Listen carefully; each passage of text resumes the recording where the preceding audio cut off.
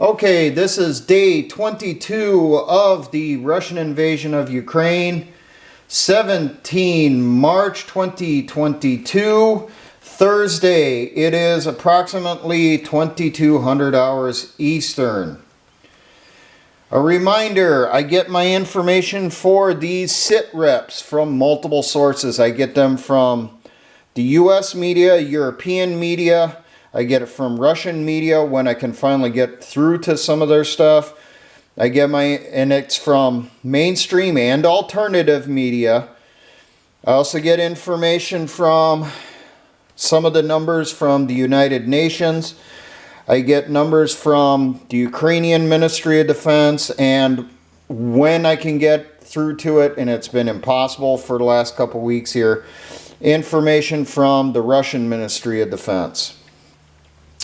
And a reminder to everyone, once again, because people keep forgetting this, I do not support Zelensky and the oligarchs that are in charge of Ukraine, or any of the neo-Nazi sacks of shit involved in their military or their government. For proof on that, there will be a pinned comment at YouTube to an article about neo-Nazi involvement in the Ukrainian military and government and their ties to Zelensky.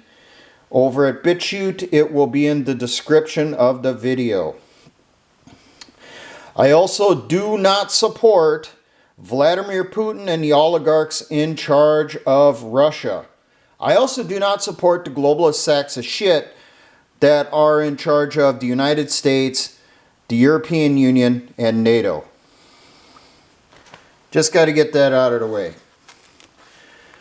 Alright, civilian casualties as reported by the United Nations. They are tracking 780 civilians killed, 1,252 civilians wounded.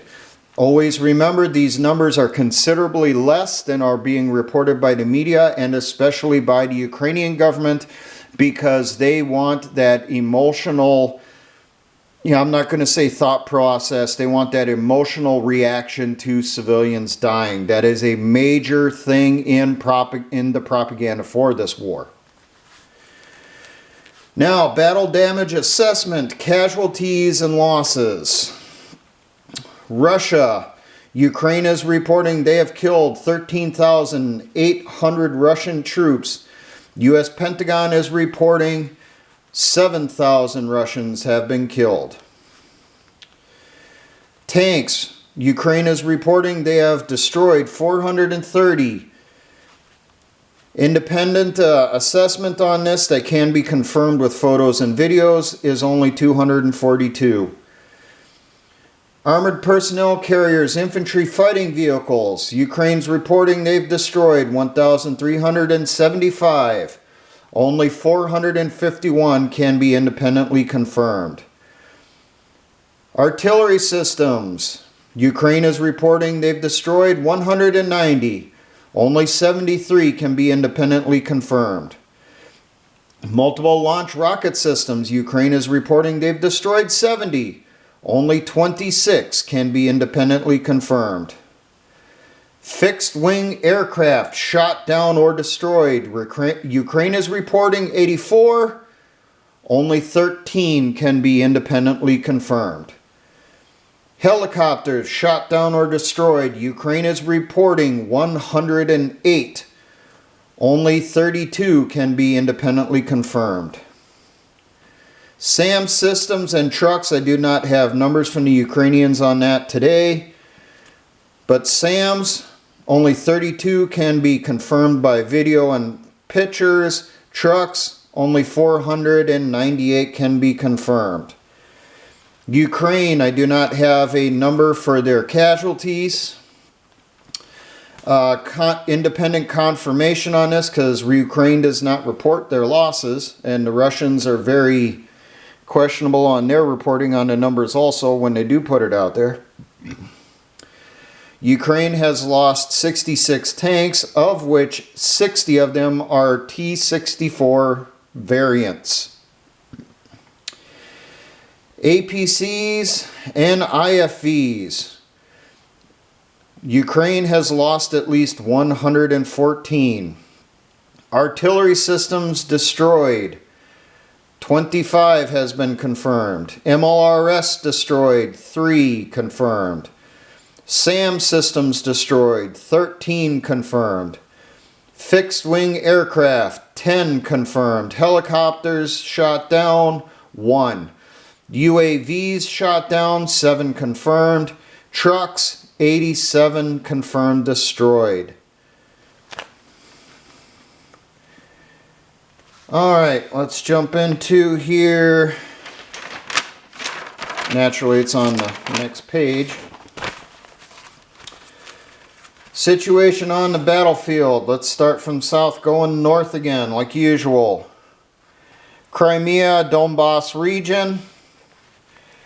It's being reported that the Russians have around 60,000 Ukrainian troops encircled, cut off down in this region here and in Mariupol. Fighting on the western part here, the Russians are stuck around Mykolaiv.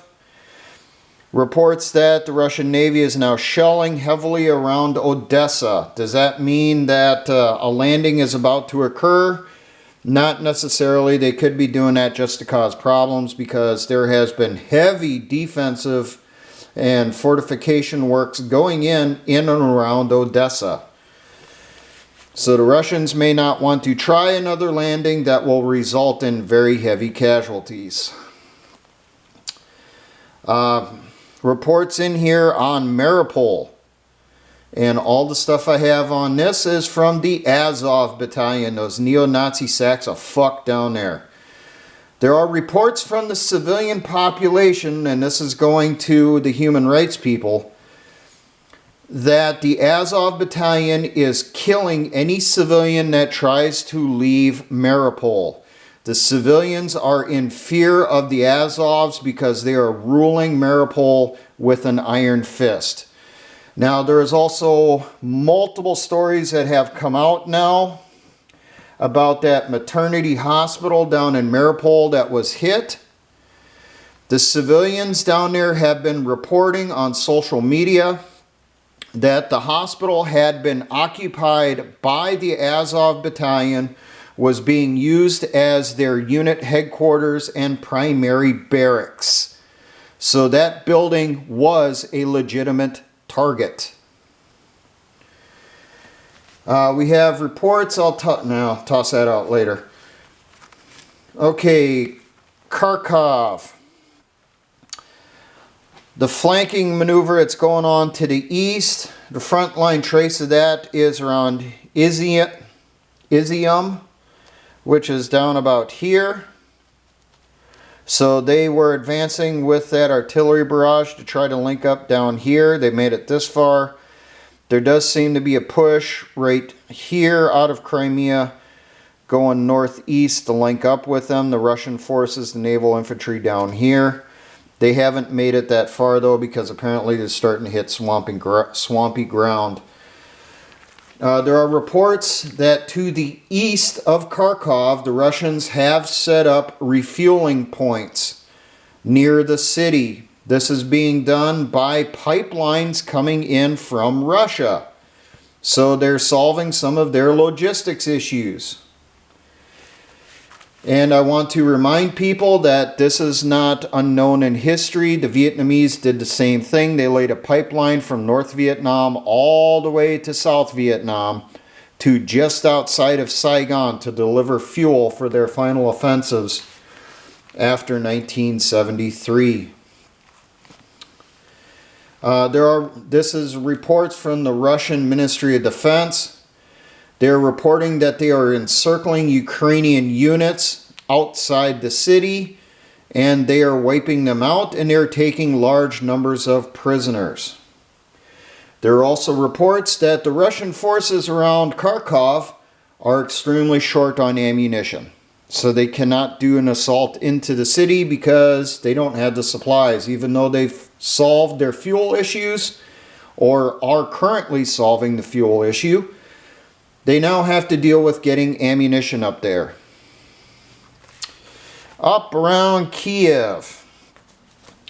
The Russians are cutting off the supply lines from Lviv to the west of the city.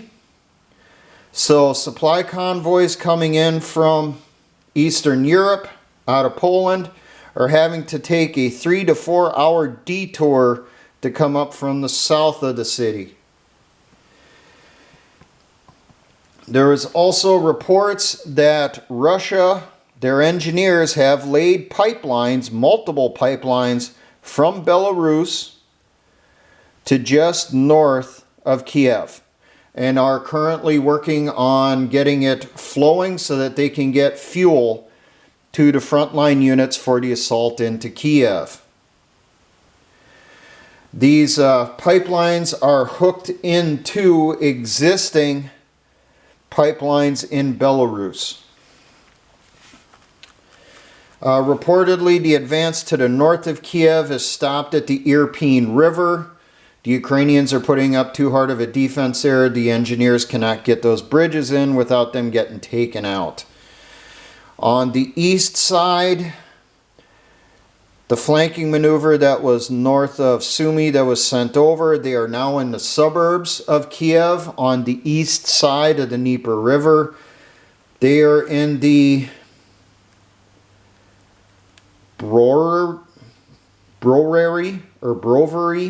suburb. I hate trying to pronounce some of these names. But they're on the east side of the Dnieper River. It's not thought that they're going to cross to go into Kiev on that side. They're just going to be put in as essentially a blocking force to prevent other Ukrainian troops from swinging in to reinforce the capital from that direction. So.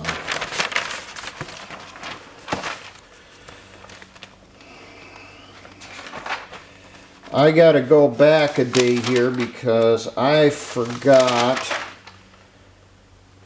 Okay, there was a report down in the Crimea area, which I did not report on the day 15 video, of a third Russian general was killed. Major General Andrei Kolesnikov, who is the commanding officer of the 29th Combined Arms Army. So the Ukrainians got themselves a third general. There is no word as to how that general was killed.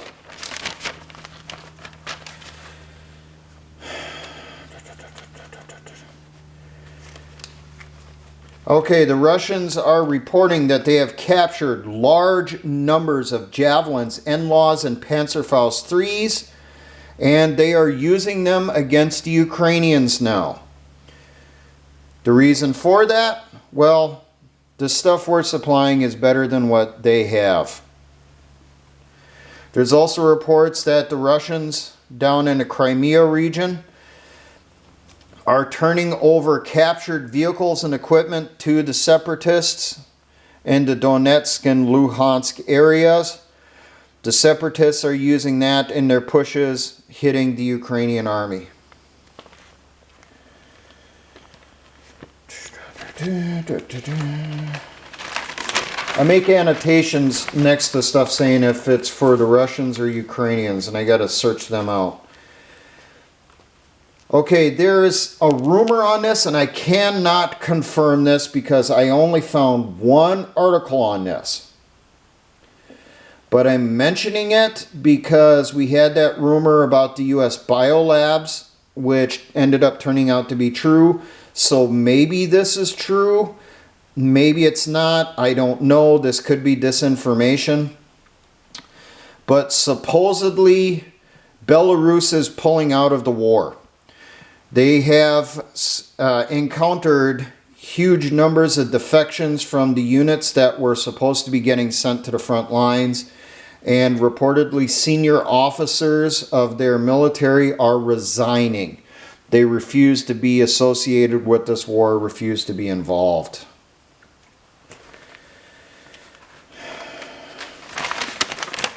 Okay, Ukrainian military, of which I have lots more.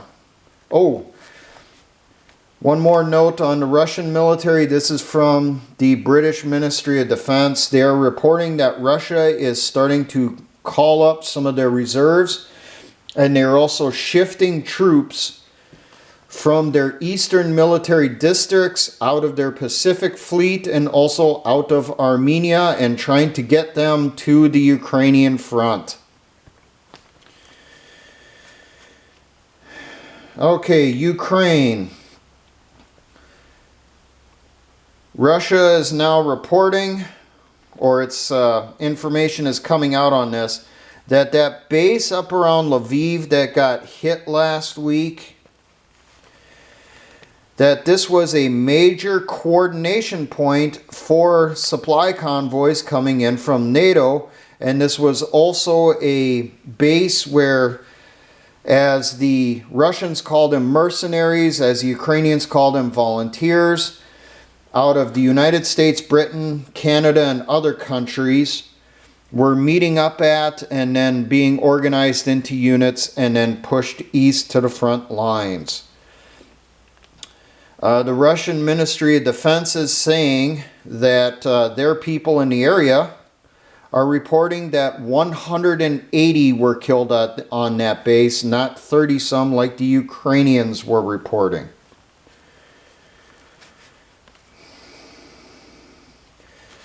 This one's funny for you. We've all seen the videos about Ukrainian farmers have been towing away abandoned vehicles using their tractors. Well, now there's talk that the Ukrainian farmers are also carjacking some of the Russian vehicles. That whenever there isn't a Russian soldier nearby, someone jumps inside and drives off with it, or they come up, hook up their vehicle because there's no soldiers around, and drive off with it that way, pull it out of there. If that's true, that is ballsy as hell.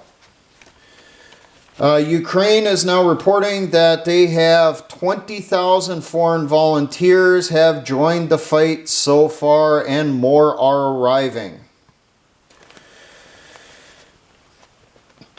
There are reports that Ukrainian Special Forces is now actively preparing for a possible insurgency. They are setting up caches and organizing units, and that the Ukrainian Special Forces has officially been put in charge of the pending insurgency. They're supposed to be handling coordination between the different guerrilla units when they go into operation. When I read that and seen the video report on that, automatically I thought of, what about all the militia units that are in Ukraine that have been organized since 2014 that are already behind the Russian lines, that are already causing the Russians considerable amount of grief with their supply convoys and sniping at their troops? Are they being completely ignored even by the Ukrainian government officially in this organization? Because they're really playing it up in the media that the Special Forces is only now setting this up. Remember, even in the West, the M word is not spoken. They only refer to Ukrainian militias as territorial forces or territorial defense forces. Okay, Wednesday the 16th, yesterday, and yes, I did watch this. Zelensky did a video conference call with the U.S. Congress, and he said they need a no-fly zone immediately, and backed it up by showing an extremely emotional video of injured and dead women and children. And he implied that they were killed in Russian airstrikes. I questioned some of the stuff I seen in that footage. I swear I've seen some of that from footage out of Bosnia in the 90s. I can't say for certain, but some of that footage just did not look right to me.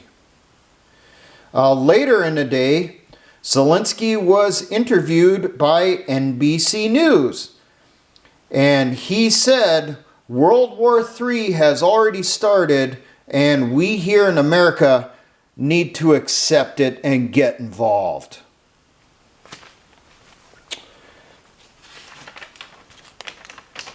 Okay, how many people are yelling at the video after me saying that, after his little comments? I know I was when I heard it. Oh, and reportedly right after his little video plea, the U.S. Congress and Biden approved very high-tech weapons and equipment to be shipped to Ukraine. Stuff that really they have no reason to get at all, unless they plan on going on the offensive into Russia. But no one talks about that. I know one of the things he's asking for is Patriots, and I seriously hope that was not approved to go in there. Now, I got to mention this with the Ukrainian military. There is a retired U.S. Army Colonel, Douglas McGregor. He was attended a podcast, and this is being cited over at InfoWars as their justification for what they say. They're saying over at InfoWars, they constantly say that the Russians are winning, Ukraine's already lost the war. And they cite this guy as a source from it. Colonel McGregor says that the Ukrainian army is broken up across the country, is encircled by Russian units, and they are being destroyed one pocket at a time. That the slow advance of the Russian military is because of orders from Putin, because he's being slow and calculating, and he's given the order to avoid civilian casualties at all costs. Now, Colonel McGregor, when you read through the transcript from his interview, at least the stuff I could find, it seems like he counts that the only defense going on in Ukraine is only by the Ukrainian army, the official army units. And since the major units have been broken up, he thinks the Ukrainian military is destroyed. I get the feeling when I read this stuff that he also is discounting those territorial forces, those militias who are fighting tooth and nail behind the lines.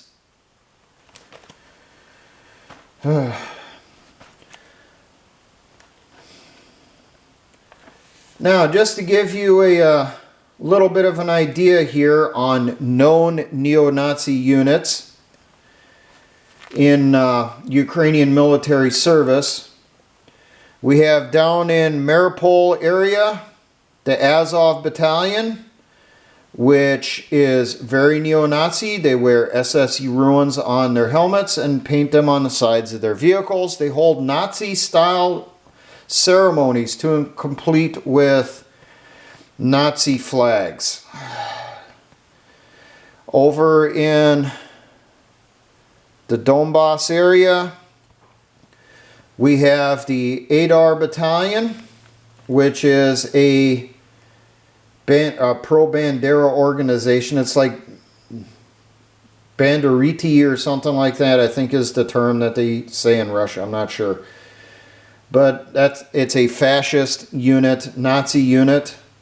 You also have the Dnipro battalion, which is supposed to be operating around here somewhere, fighting the separatists or potentially this advance south out of Kharkov. I can't get a front line on them.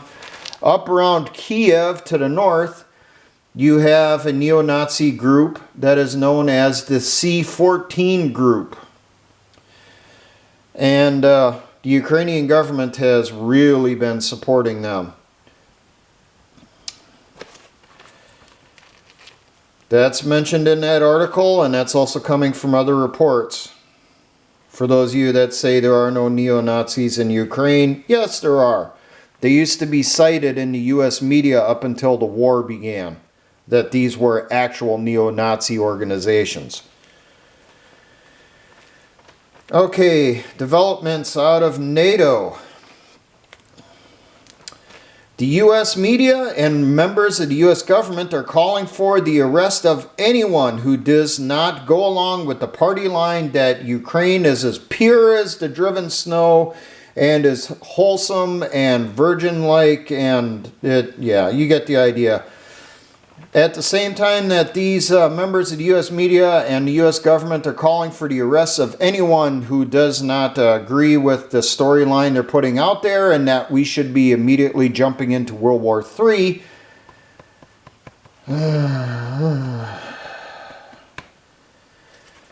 These guys just piss me off, okay? They condemn Russia for arresting people who say things contrary to the government line. They condemn that, but then they do the exact same thing here in America. And let's not forget, in Europe, they are already arresting people for making what is called pro-Putin social media posts and comments. Tony Blair, the former Prime Minister of Britain, well, he was at an event this week, and to sum it up, he says we should start nuking Russia. We need to accept we're already in World War III. At this same event, other heads and members of the European Union Parliament are saying that all militaries of NATO, of the European Union, should be merged together to officially form a European Union army. I told you guys this was one of the goals. I could see that during the first week. Well, now they're talking about it. Okay, right now, U.S. troops currently in Europe are standing at 100,000 currently. Apparently, they sent in a few thousand more this last week. I think the number I seen was 4,000 additional flew in this week alone. And in case you missed it, the U.S. media, in particular the New York Times today, has admitted the Hunter Biden laptop and all those emails on it were real. So if you're wondering why Biden and the government want us to get involved so badly in the war in Ukraine, well, now we got the confirmation. They're trying to secure that 10% for the big guy. Propaganda pushes. Pretty much everything you see in the media concerning Ukraine and the West is propaganda. Just like anything you see in the Russian media is propaganda for Russia involved in this war.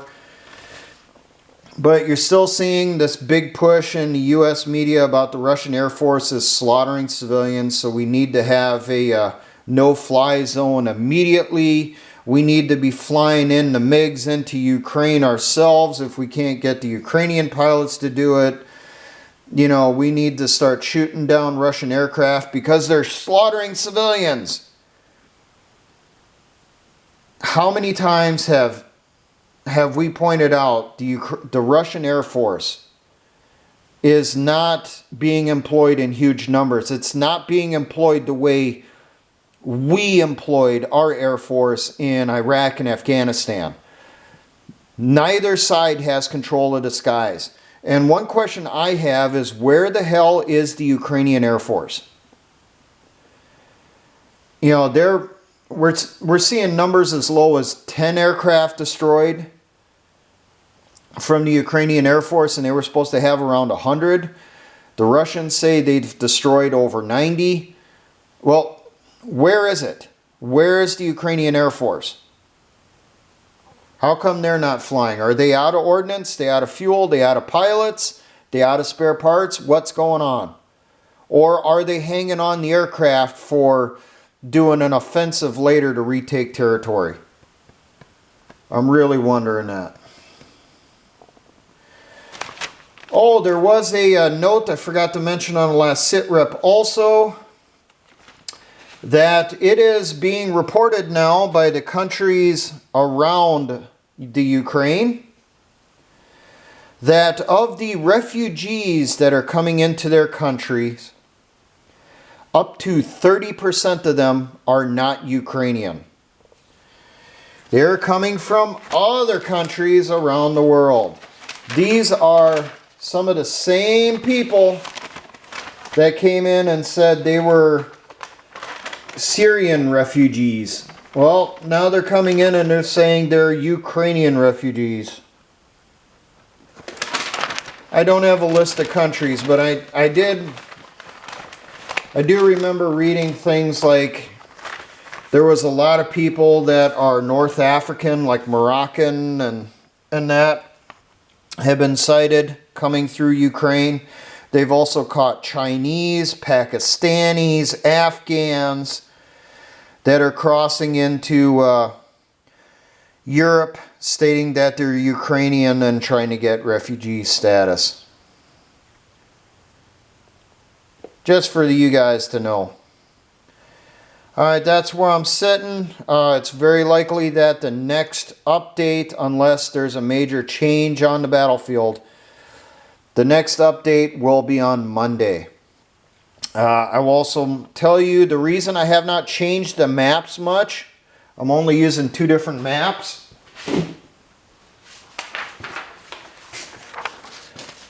The reasons I am not printing out and using a new map is because there has been no real changes to the front lines. Nothing major.